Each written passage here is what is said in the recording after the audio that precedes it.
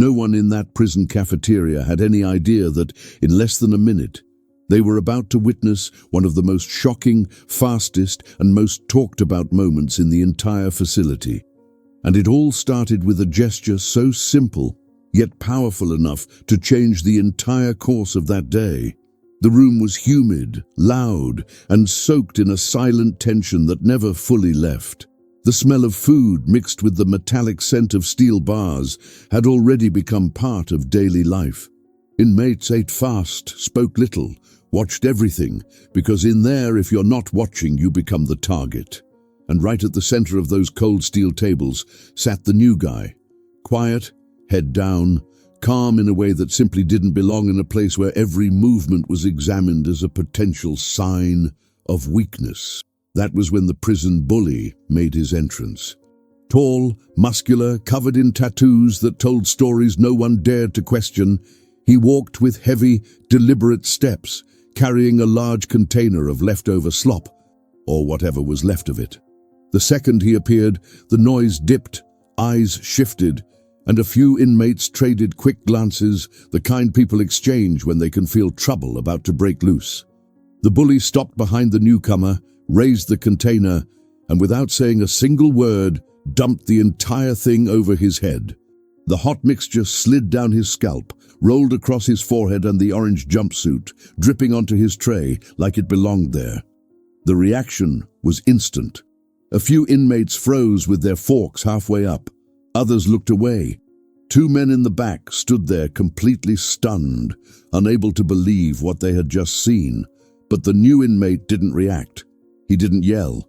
He didn't stand up. He didn't even flinch.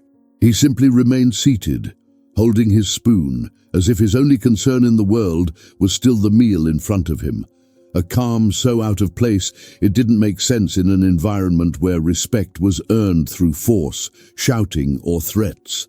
That controlled silence, that absurd tranquility shifted the air. Suddenly, it felt like no one was breathing. Even the clatter of utensils stopped. It was as if the entire prison were watching a slow-motion film, waiting for the exact second the newcomer would snap, break down, or do something no one expected. The bully stepped to the side, crossed his arms, and tilted his head, waiting for a desperate reaction. He wanted fear. He wanted laughter. He wanted to show once again that he ruled that place, and no one arrived in that prison without going through his test. But what he got was the exact opposite. The new guy slowly lifted his face, letting the sauce drip from his chin. His eyes locked onto the bullies, and for those close enough to see it, something became crystal clear in that instant. The man had no fear. None at all. His stare was cold, analytical, almost clinical. Not the stare of a weak man, but of someone trained.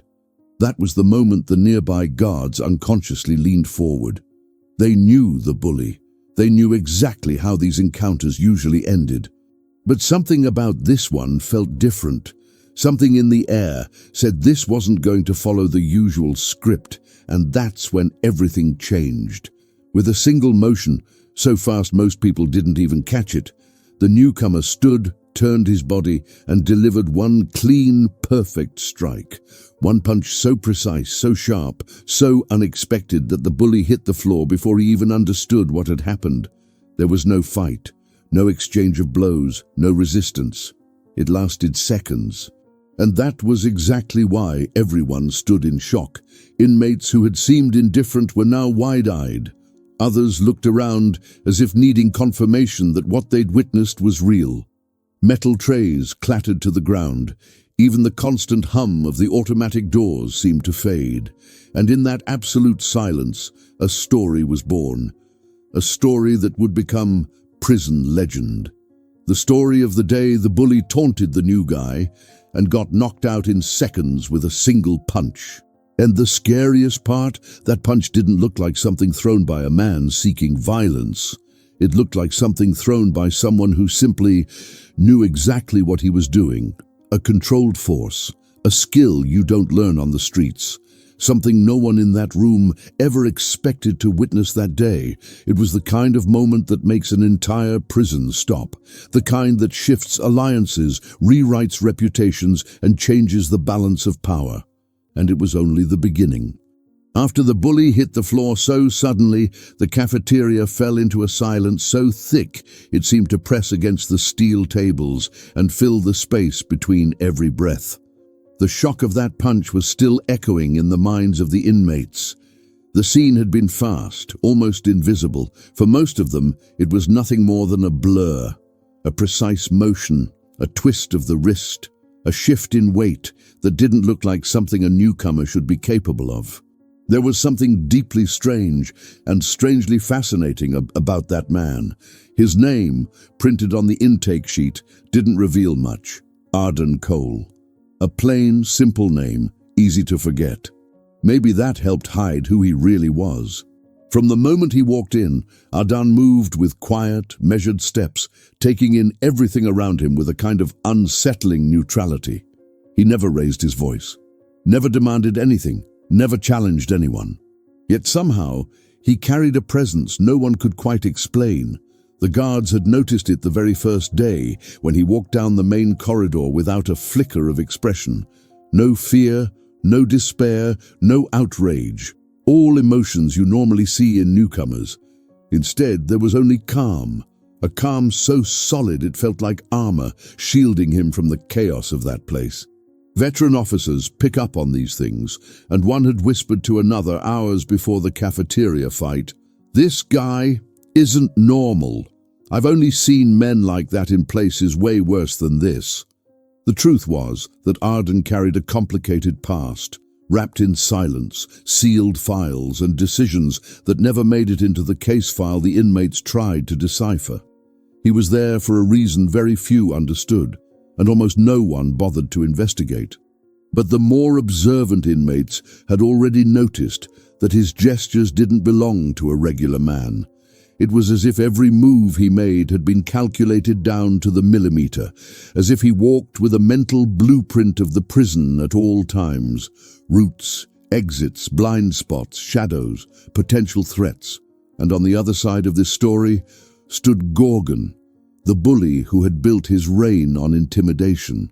His authority came from fear, from brute strength, from the kind of stare that froze rookies in their tracks. Facing Gorgon was a nightmare none of the inmates wanted. Many had been humiliated or provoked by him, but no one had ever answered back like that, much less with a single hit. Now, with him still unconscious on the cafeteria floor, a new expression spread among the inmates. Not just surprise, but curiosity. Some leaned in for a better look at the newcomer. Others whispered to each other, trying to make sense of what they had just witnessed. One inmate at a nearby table spoke with something close to reverence. That wasn't strength. That was technique. Serious technique. The man across from him nodded slowly. Too much technique for an average guy. Arden stood there quietly, while two guards stepped in to contain the situation. He didn't back away. He didn't take a fighting stance. He simply took a slow breath, wiped his face with his hand, and looked back down at his tray. A gesture so simple it clashed brutally with the chaos he had just caused. That contrast only deepened the mystery surrounding him. Within minutes, the story spread through the cell blocks like wildfire. In the blocks, in the cells, in the yard, in the workshop, everyone heard the same sentence repeated with disbelief and excitement. The new guy dropped Gorgon with one punch. From that moment on, it was as if Arden had become an unexpected piece on the prison's chessboard. He wasn't a leader, wasn't a threat, wasn't a problem. He was a riddle, and riddles, in a place like that, inspire both fear and fascination. As the guards carried Gorgon out of the cafeteria, another detail became impossible to ignore. Arden hadn't shown pride, anger, or satisfaction. He didn't celebrate, didn't taunt anyone, didn't bother explaining the move. He simply existed in silence, and maybe that was the most unsettling part of the whole event. A seasoned inmate, one who'd spent years studying people's behavior, muttered to the man beside him, That one isn't trying to survive in here. He's just passing through, and that's what scares me the most." And right there, in that cafeteria, still trying to process what had happened, a new narrative was born. A narrative about a man who didn't want to be feared, yet accidentally commanded respect. A narrative about someone who didn't enter that prison to be just another number, but to become the turning point. And no one had the slightest idea of what was coming next. The cafeteria still felt frozen in time as the guards lifted Gorgon off the floor. Some inmates watched the scene unfold with wide, stunned eyes. Others tried to hide their interest by staring down at their food. But no one was really eating. Every single person in that room had seen the same moment, one that shifted the entire atmosphere of the prison in a matter of seconds. And in each mind, the same question kept echoing. Who is this new guy? Ardan stayed seated for a few more moments, as if nothing had happened. He breathed slowly, wrapped in an almost ritualistic silence. His cold food still sat on the tray, half of it now mixed with the liquid dumped over him minutes earlier. The air was heavy, curious, cautious, uneasy, and in that quiet gap, in that uncomfortable pause, the second wave of tension began to rise. Prisons, like any place ruled by invisible codes, don't accept sudden changes without reacting. And dropping the main bully with a single punch wasn't just a sudden change. It was an earthquake. Inmates started moving in subtle, calculated ways. Eyes darted from table to table. Silent signals were exchanged. Groups formed without anyone taking a single step. It felt like an old system trying to reorganize itself after being shattered. And at the center of this silent storm stood Arden Cole. He didn't look up at anyone, didn't look for allies, didn't brace for what was coming.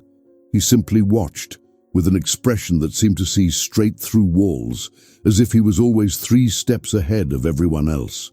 Then a group of 3 inmates, known members of Gorgon's inner circle, stood up from the back table. They weren't as big as the fallen bully, but they had a very clear reputation. They never let an insult, direct or indirect, go unpunished. And to them, what Ardan had done wasn't just an insult.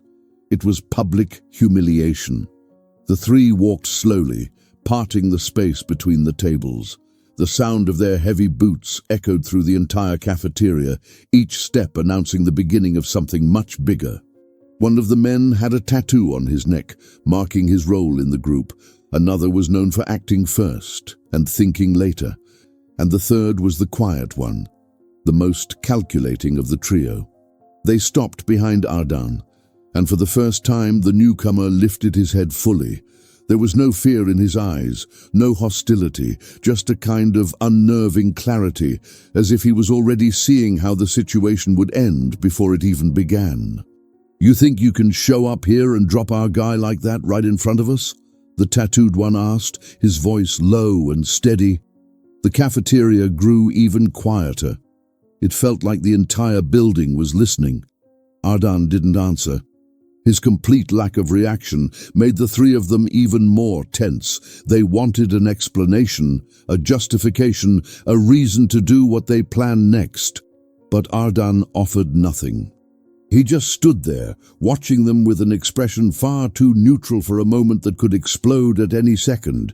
The impulsive one stepped forward and slammed his hand on the table. "Say something, rookie."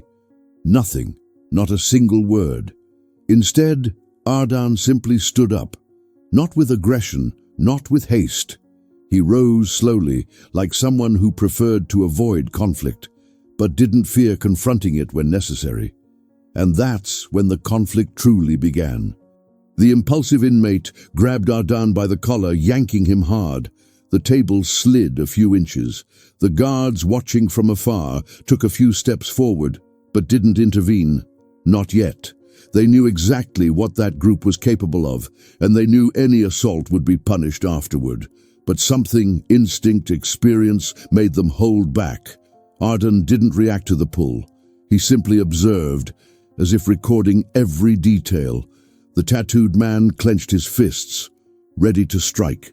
The third, the calculating one, began circling around Ardan, preparing for a blindside attack.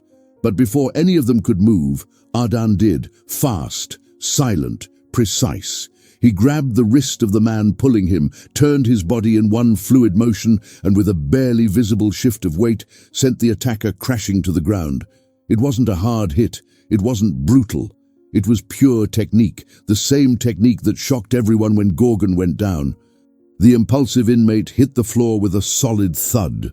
The second man lunged immediately, throwing a straight punch, but Ardan sidestepped with a short step to the left and placed a hand on the man's chest, pushing him back with just enough force to stop him without causing serious injury. The third man stepped back, suddenly aware he wasn't facing some random newcomer. The entire prison watched. The entire prison understood. The fight starting right there was far more than a cafeteria scuffle. It was the beginning of a struggle for balance, power, and survival. And Ardan had just become the most unpredictable piece in that place. After the confrontation with the trio, the cafeteria finally seemed to breathe again, but not out of relief. It was the kind of breath people take when they realize all at once that the rules of the prison have shifted. Not officially, not out loud, but in silence. And it's in silence that the most dangerous changes begin. Ardan sat back down, sliding his tray to the side. He scanned the room calmly, but now, unlike before, dozens of eyes were locked on him, some filled with fear, others with respect, and a few carried something far more complicated: expectation. In a prison, when one source of power falls, others rush to take its place. And when a man with no apparent past displays skill, controlled strength, and a disturbing calm, he instantly becomes one of two things: a target or a contender. In the back corridor, two inmates whispered to each other. They belonged to a group known as the Night Eyes, men who preferred to watch rather than act. They specialized in information, rumors, quiet trades, and agreements that never landed on paper. One of them, a thin man with skin weathered by time, murmured, "That changes everything. Gorgon ruled through fear. This guy rules just by standing there." His partner replied, "And you know that brings more enemies than friends." Elsewhere, in another wing, a circle of veteran inmates discussed the incident with colder logic. They'd known Gorgon for years, and they knew that sooner or later he'd try to reclaim his throne. And they also knew that when he came back, the clash wouldn't be small. On one side, the wounded pride of a fallen bully. On the other, the lethal silence of a mysterious newcomer. It was the kind of collision that could set the entire prison on fire. But the external conflict wasn't the only one brewing. Deep in the inner corridors, where only guards moved freely, another story was unfolding. Two officers spoke in hushed tones as they reviewed Ardan's intake file. The younger one frowned as he reread the documents. "This has to be wrong," he said. "This guy doesn't have a consistent record. There's no detailed history. Nothing that explains the way he fights." The older guard leaned the clipboard against the wall and replied, "Sometimes the files don't say what really matters. I've seen men who've lived through things that never show up on paper." The younger officer pushed back. "But this is different. There are missing pages, entire sections erased. That's not a clerical error, that's intentional." The veteran looked down the long corridor, his voice carrying more worry than annoyance. "Then the problem isn't what he did. It's who doesn't want us to know." This second layer, the invisible past, the hidden information, was the subplot that turned Ardan from a strong newcomer into a full-fledged enigma. He wasn't just mysterious. He was a man carrying something behind his eyes, a story likely built on training, hard decisions, and scars that don't show on the body. And there was another narrative forming: Gorgon's reaction. Even unconscious, his name drifted through the prison like a ghost. Some said he would wake up furious. Others believed he'd be too humiliated to act, but most knew the truth. When someone like him falls, he gets back up even worse. Out in the yard, two inmates sitting on a concrete bench argued about what would come next. "When Gorgon gets back," the first said, "he won't want a simple payback. He'll want to destroy the guy. He'll want to prove he still runs this place." "And what if the new guy wins again?" the other asked. The answer came in a heavy whisper. Then this whole prison flips upside down." A third inmate, listening from a distance, added, "You're all thinking about Gorgon. I'm thinking about what happens when everyone wants to get close to the rookie, because now he's a piece everybody wants in the game." And that was the real complexity. It wasn't just Ardan's strength at stake. It wasn't just Gorgon's pride that had been shattered. What was forming there was a silent war between alliances, reputations, territories, and egos. There wasn't only one side. There weren't just two rivals. There were dozens of small factions, each with its own agenda, and they were all beginning to see Ardan as the centerpiece of a board he never asked to play on. And in the middle of all this turmoil, Ardan remained exactly the same: calm, quiet, unshakable. The entire prison churned around him, like a storm spiraling around a single unmoving point. And that was the most terrifying part. Night fell over the prison like a heavy curtain, muffling sounds and revealing tensions that daylight usually hid beneath quick conversations and mechanical routines. The cold hallway lights cast long shadows, and the silence was broken only by the guards' footsteps during rounds and the faint murmurs drifting from the cells. But that night, something felt different. It was as if the air itself carried electricity, as if every inmate could sense that something inevitable was about to happen. In the central block, where Ardan shared a cell with other inmates, no one could sleep. Not because of noise, but because of anticipation. Ever since Gorgon had been dropped in the cafeteria, many had hoped the bully's humiliation would end there, just an isolated incident. But others, those who truly understood how Gorgon's mind worked, knew it was only the beginning. And in prison, the beginning is never a good sign. Around midnight, the atmosphere thickened. A group of inmates began moving quietly through the corridors, speaking in clipped sentences, exchanging quick looks. They were long-time allies of Gorgon, men who had gained protection and status under his shadow. They had lost more than a leader that day. They had lost the symbol of strength that upheld their own positions. And that night, they wanted to restore that balance. Ardan sat on the lower bunk, elbows resting on his knees, hands clasped. He didn't look worried. He was alert, but not anxious.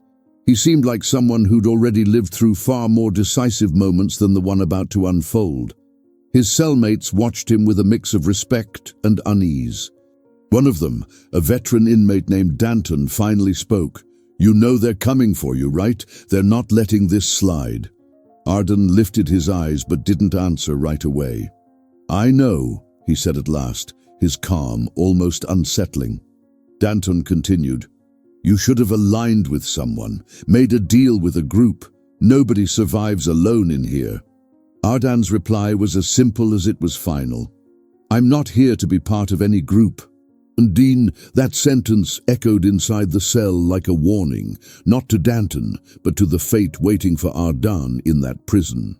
It was the kind of stance that inspired admiration and danger in equal measure. And danger, as always, arrived first. Just minutes after that last exchange, the faint rhythm of coordinated footsteps started down the hall. Not the sloppy steps of someone heading to the bathroom. These were firm, calculated, synchronized. The cell fell silent. Danton slowly stood. The man on the top bunk held his breath. Even the distant guards seemed to sense something was off. Then the shadows appeared. 3 men stopped in front of the cell. They didn't need introductions. Everyone knew exactly who they were. Gorgon's old allies, men ready to restore the bully's reputation and erase the humiliation he'd suffered in the cafeteria. Silence cracked only when the metallic clank of the door unlocking echoed through the corridor, a guard, for reasons of his own, choosing not to intervene. The tallest man, hard eyes, expression dripping with intent, was the first to step inside. "End of the silence, rookie," he said. "Tonight you learn how things work in here." Ardan rose slowly. He didn't take a fighting stance. He didn't back away. He simply stood, taking a deep breath, as if preparing for something he'd dealt with many times before. The shortest of the men lunged first, trying to grab Ardan's arm. Ardan slipped away with a fluid, effortless motion, like water slipping through clenched fingers. The attacker stumbled forward and slammed into the cell wall. The second rushed in with a quick, desperate punch. Ardan stepped back, tilted his body and used the man's momentum against him, sending him to the floor with a clean, technical movement. Nothing excessive, nothing violent, just precision, calculated, inevitable. The third man hesitated for a split second. And in that split second, everything changed, because the sound that echoed down the hallway wasn't from the fight. It was the metallic clang of another cell door opening at the far end of the corridor. Silence rolled through the block like a wave. Shadows shifted, the attackers froze. Something or someone had arrived, shifting the entire balance of the night. The figure stepping into the corridor made every muscle in the room tighten. It was Gorgon, no longer unconscious, no longer humiliated, standing, awake, and wearing a look filled with rage, hunger for revenge, and a wounded pride that would never allow the story to end the way it had begun. Inmates, guards, and even his own allies felt the shift immediately. The night, already thick with tension, had finally reached its breaking point. And now, there was no turning back. Gorgon's appearance in the corridor hit the entire cell block like an electric shock. Every inmate watching, every guard pretending not to see, and every ally who had just stormed Ardan's cell felt the impact of that heavy, intimidating, almost animalistic presence. Gorgon was no longer just the man who ruled the prison. That night, he looked like the living embodiment of fury. The three men who had tried to attack Ardan stepped back instinctively, not because they feared the newcomer, but because they knew Gorgon never tolerated interference when he wanted to handle something personally. His arrogant, dominant way of moving through the prison always made it clear. When someone challenged him, he, and only he, decided how, when, and where the response would be given. Ardan watched everything in silence. He stood in the center of the cell. Steady posture, calm breathing. He didn't seem intimidated, anxious, or even annoyed. It was as if he were studying every detail. Gorgon's walk, the rhythm of his breath, the slow clenching and unclenching of his fingers as he tried to keep his rage under control.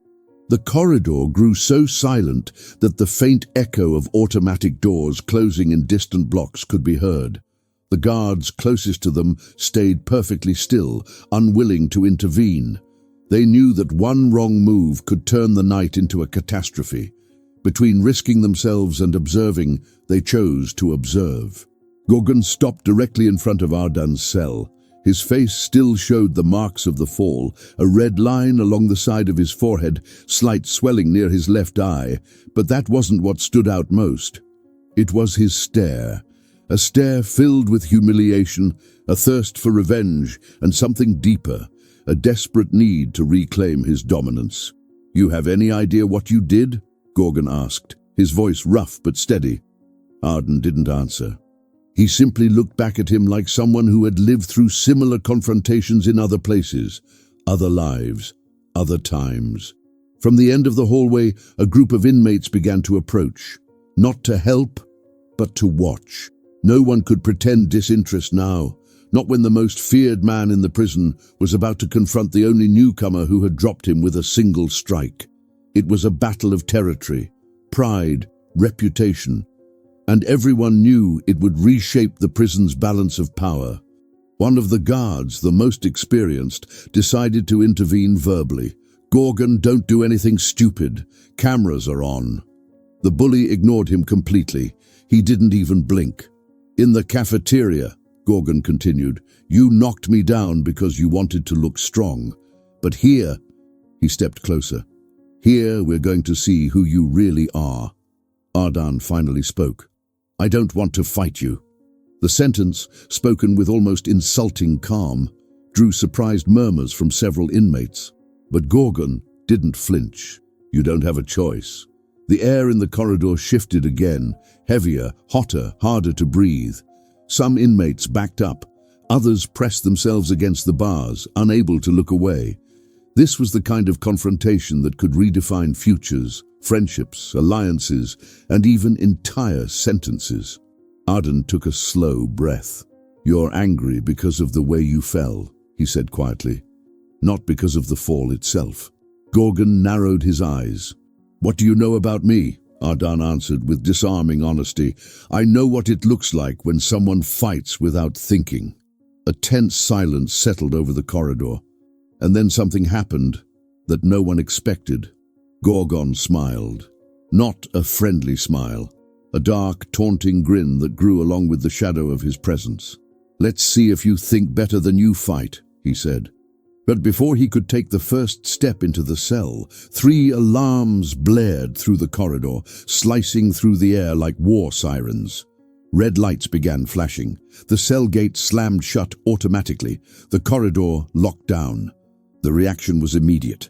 Guards emerged from both sides, shouting for everyone to disperse. The veteran officer pointed at Gorgon. "Back to your block. Supervisor's orders." Gorgon hesitated, just slightly, but enough to show that, for the first time, he didn't control the situation entirely.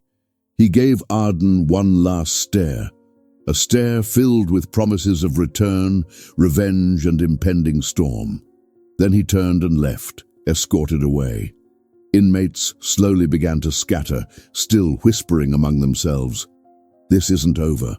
There's gonna be a war. Gorgon won't let this slide. That rookie, he's not normal."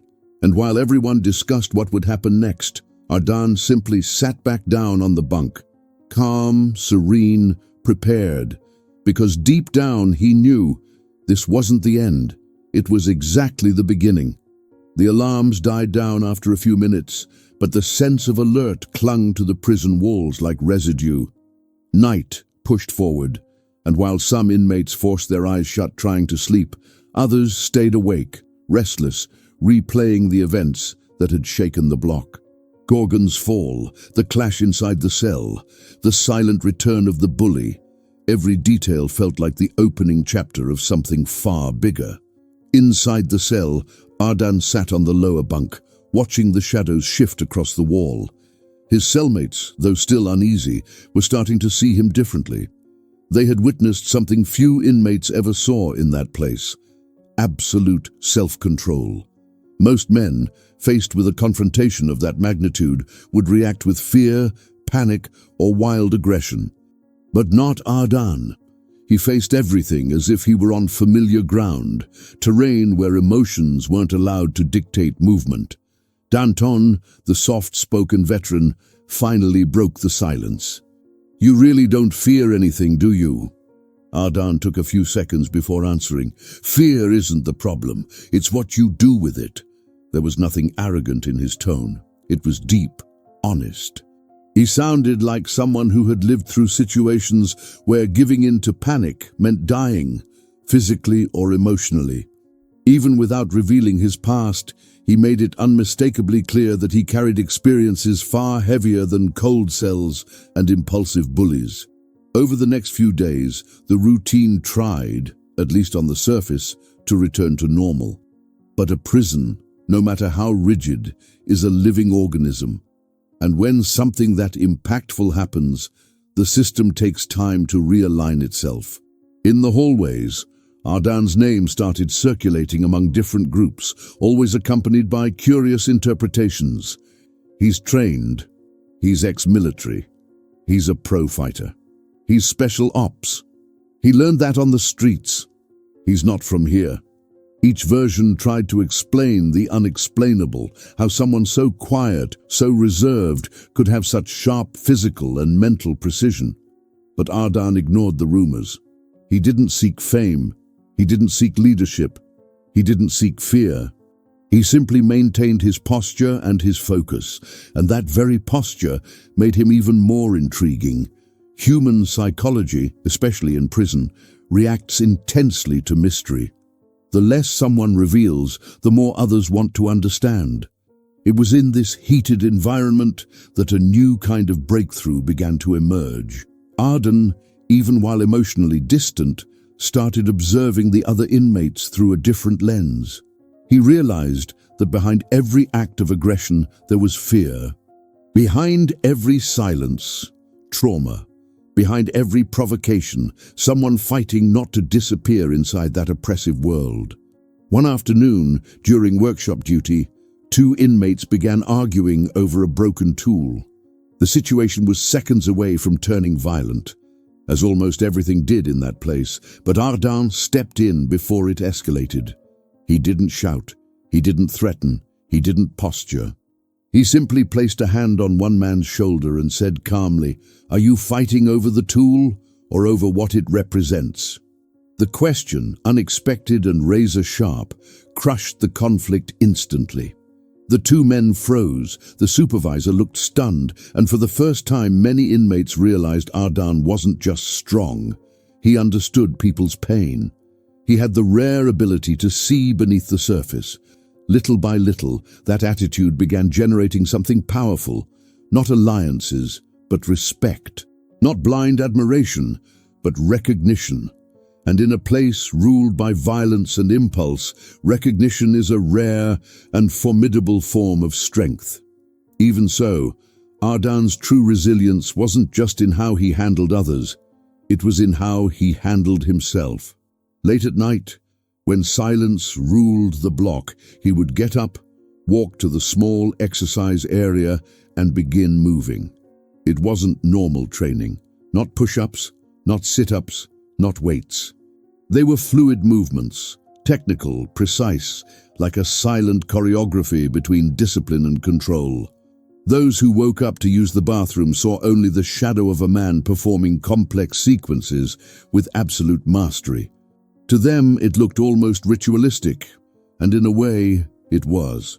It was how Ardan kept his mind sharp, how he preserved his identity, how he controlled what was happening inside him. Because on the outside, the prison saw him as an enigma. But inside, Ardan knew he was fighting old battles, battles he had never spoken about and that still hunted him in the quietest hours. And it was during this phase of introspection, rebuilding and inner growth that something or someone would shake his new routine again. Gorgon's shadow still roamed the corridors, and Ardan's silent world was about to be tested, even more intensely. The following days brought a strange calm into the prison. A manufactured calm, like that quiet breeze that rolls in right before a storm no one can stop.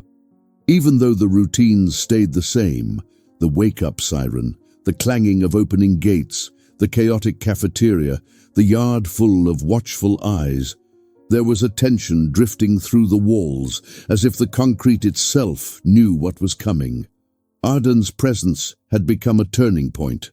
Wherever he walked, groups went silent, conversations shifted, whispers took shape. He had become the element that cracked the invisible structure of internal power, and at the same time, he had become the pivot of a story that was reaching its breaking point. Gorgon was quieter than ever, and that was a bad sign. In that place, the silence of an impulsive man is far more dangerous than his shouting. He paced the yard like a heavy shadow, ignoring provocations, rejecting conversations, even avoiding his usual table in the cafeteria.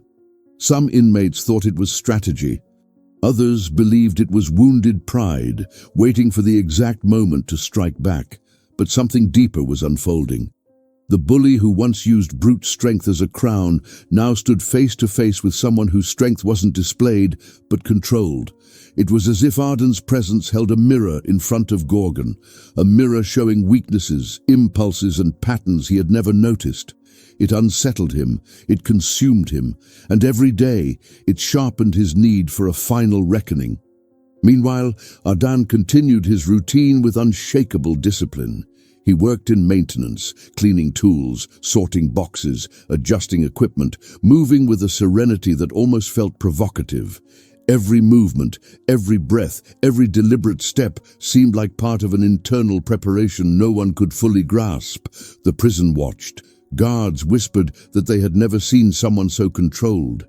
Younger inmates looked at Ardan with a mix of fear and admiration, trying to figure out how a quiet man could carry so much weight.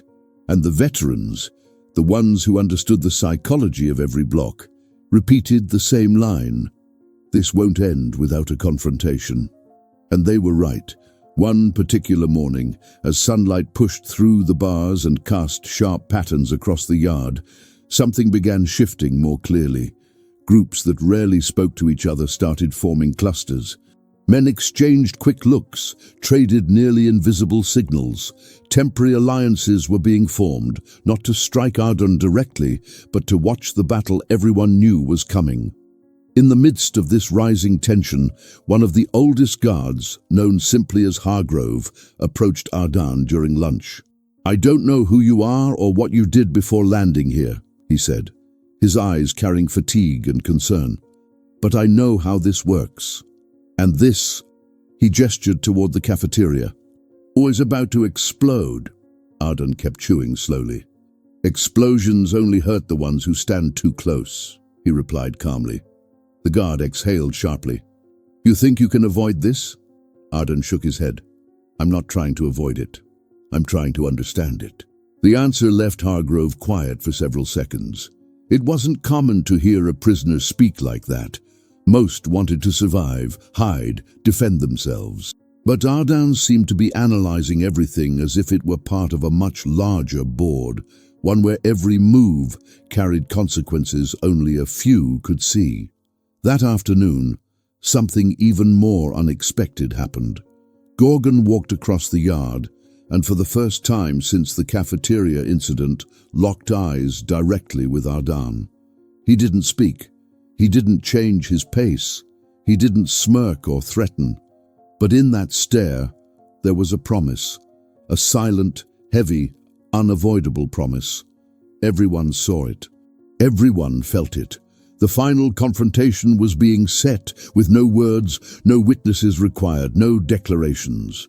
It was as if the fate of the entire prison was moving toward a single point, and nothing could stop its arrival. Ardan felt it. Gorgon felt it. The entire prison sensed it. And that night, as the guards finished their rounds and inmates settled into their uncomfortable beds, a single feeling washed over the block. Something big was about to happen. Something that would break the tension of the past days and reveal once and for all who truly ruled that place and who needed to be feared. It was the calm before the storm, and the storm was coming. The storm arrived with the same suddenness as the silence that had fallen over the block. It was night, but the central corridor glowed under emergency lights, casting jagged shadows that danced across the concrete walls. The air felt thick, suffocating, as if every breath were being watched. Inmates were restless, guards on high alert, and every step echoed like a countdown. And then, just before 2 a.m, the gate to the inner yard slid open. Gorgon entered. Not with explosive rage, not with shouting, not with threats. He stepped inside like a man who knew exactly what was about to happen. His walk wasn't rushed, just heavy, deliberate. The walk of someone carrying not just muscle, but a final decision.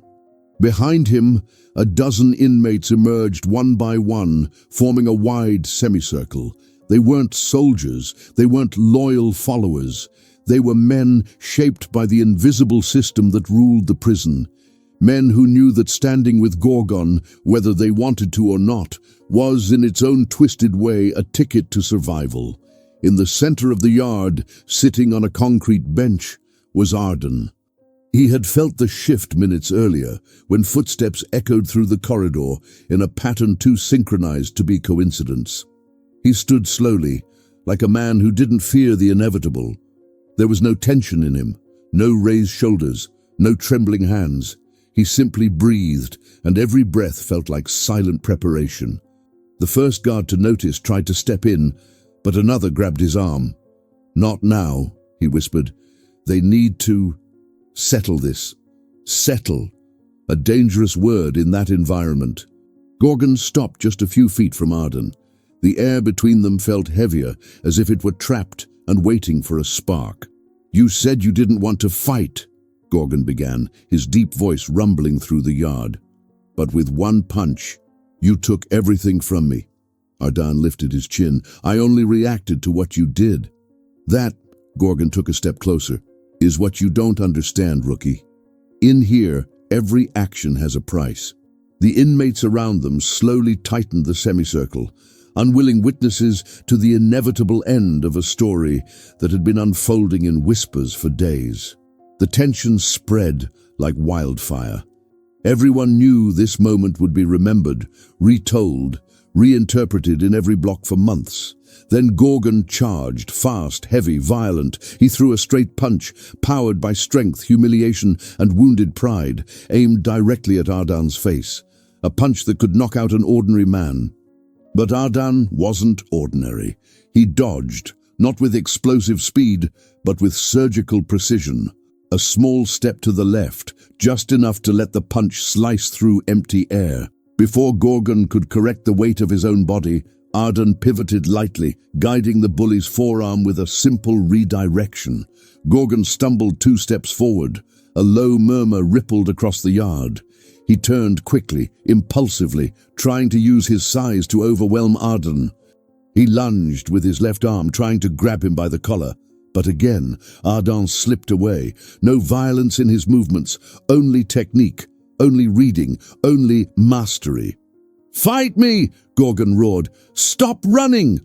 Ardan inhaled deeply, eyes steady. "You want me to fight so you can get back what you lost. But what you lost, I didn't take from you. Your ego did." The silence that followed felt deafening. Then something no one expected happened. Gorgon smiled. Not a friendly smile, a dark, taunting grin that grew with the enormity of his presence. "Let's see if you think better than you fight," he said. But before he could take a single step toward the cell, 3 alarms blasted through the yard, slicing the air like war sirens. Red lights began flashing, gates slammed shut, the yard locked down. The reaction was immediate. Guards rushed in from both sides, shouting for inmates to disperse. The veteran officer pointed at Gorgon.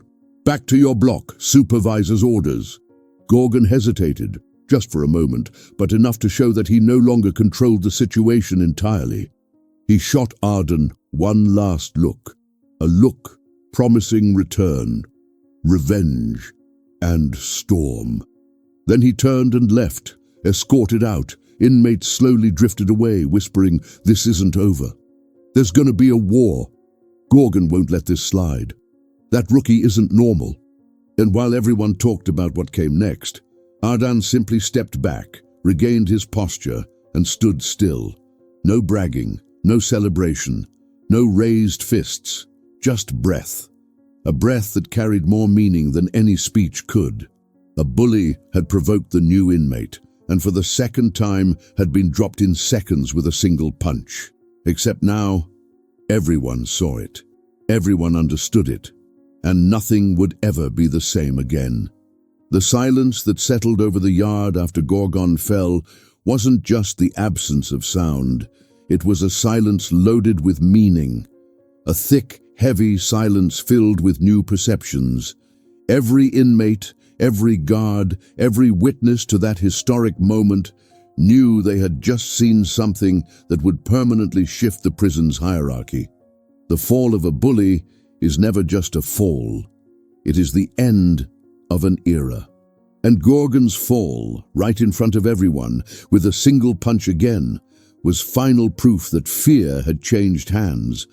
Not because Ardan wanted to inspire fear, but because his presence, his control, and his technique had revealed exactly who he was. Not a leader by choice, not an aggressor by impulse, not a savior by intention. He was, above all, someone who could not be broken. As guards rushed in to tend to Gorgon, Arden stepped back. He didn't need to stand over his fallen opponent to show victory. He didn't need to celebrate. He didn't need to raise his fist. Because true strength doesn't have to prove itself. It only needs to exist. Inmates slowly moved aside, forming a silent corridor as Arden walked toward the yard exit. It wasn't fear. It wasn't idolization. It was recognition. The rarest kind of recognition inside a prison. The recognition of someone who won without destroying, who earned respect without seeking leadership, and who took down the most feared man without hatred in his eyes. From a distance, Officer Hargrove watched with an unreadable expression. In a way, he knew he had just witnessed the birth of something few prisons ever see, a new center of balance. Arden wouldn't be a tyrant. He wouldn't be a dictator. But he would be the invisible force preventing many conflicts from exploding.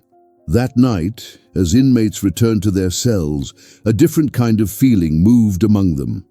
A mix of relief, curiosity, and reflection. Violence still existed, danger still lurked, but something new had taken root. The idea that true strength wasn't in brutality, but in self-control. Arden stepped into the cell without a word. Danton, sitting on the top bunk, let out a long exhale. "So, it's over?"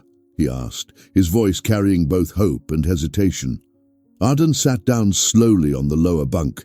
"Nothing ends that easily," he replied. "But today, something changed." Danton gave a faint smile. "Changed for the better." Arden didn't respond. He simply closed his eyes for a few seconds, breathing deeply, letting his body relax after days of layered tension. He didn't want to be a hero. He didn't want to be an example. But in a place where survival depended on strength, strategy, and nerves of steel, he had become something rare, a man no one would dare provoke again. And that was the real victory. Weeks later, the prison had changed in a quiet, almost invisible way, but unmistakable to anyone living within those walls. Gorgon no longer intimidated the yard the way he once had. He walked with his head down, carrying the weight of his own downfall. The groups that used to clash for territory now avoided unnecessary conflict. And Arden, the silent man who had knocked out the biggest bully with a single punch, continued his routine as if nothing had happened. He never sought the role he now held, but somehow he had become the prison's balance point, a living reminder that true strength doesn't shout, it simply acts. If this story kept you hooked until the end, imagine how much more we can explore together. Intense stories, full of twists, resilience, and unforgettable moments are waiting for you in the next videos. So don't leave without doing the essential. Like the video, subscribe to the channel, and activate the notification bell so you don't miss any new narratives. And drop a comment below. I want more stories like this. It helps the channel grow and shows me you're here with me on this journey. Share this with someone who loves strong, surprising stories. See you in the next chapter.